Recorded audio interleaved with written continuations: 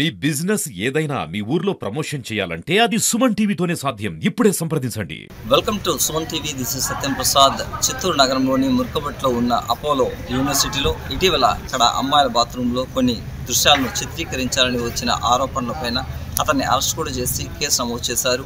ఈ నేపథ్యంలో తాలూకా police station ఈ కేసు నమోదు కాగా దీనిని నేషనల్ హ్యూమన్ రైట్స్ కమిషన్ సభ్యురాలు విజయభారతి ఈరోజు అపోలో యూనివర్సిటీని విజిట్ చేసి అక్కడ అధికారులతోనూ పోలీస్ అధికారులతోనూ మాట్లాడి గతంలో జరిగిన విషయాలను ఆరా తీశారు. దీనిపైన పూర్తి వివరాలతో తనకు నివేదికలను సమర్పించాలని ఆదేశించారు.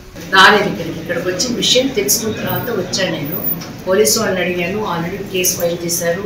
ఐటీ దీని కింద కూడా వాళ్ళు కేసు బుక్ చేస్తున్నారు. అతనికి బెయిల్ కూడా వచ్చింది.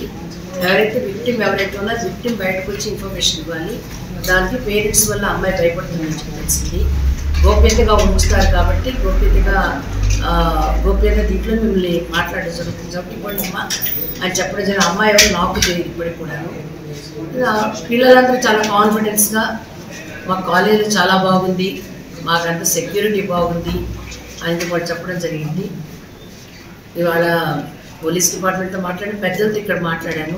కాలేజీకి సంబంధించిన వైస్ ఛాన్సలర్ గారు, రిజిస్ట్రార్ ప్రిన్సిపాల్ గారు వీళ్ళందరితో కూడా మాట్లాడడం జరిగింది. ఇక్కడ ఇన్ఫ్రాస్ట్రక్చర్ ఎలా ఉంది, ఇక్కడ సిచ్యువేషన్ ఎలా ఉంది, సెక్యూరిటీ ఎలా ఉంది, ఫుడ్ ఎలా ఉంది, అన్ని అంశాల మీద కూడా అడగడం జరిగింది.